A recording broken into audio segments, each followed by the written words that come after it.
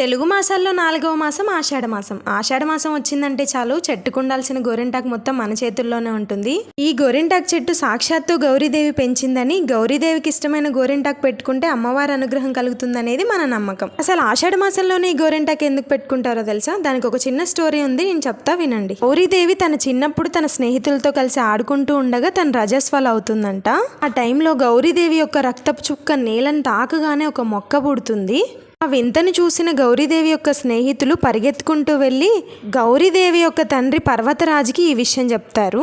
పర్వతరాజు సతీ సమూహంగా వచ్చి ఆ మొక్కను చూసేసరికి ఆ మొక్క పెరిగి పెద్దదవుతుంది. అప్పుడు ఆ చెట్టు వాళ్ళతో ఇలా అంది: పార్వతీదేవి రుద్రాంశతో జన్మించాను, నా వల్ల ఆ లోకానికి ఏదైనా ఉపయోగం ఉందా అని అడుగుతుంది.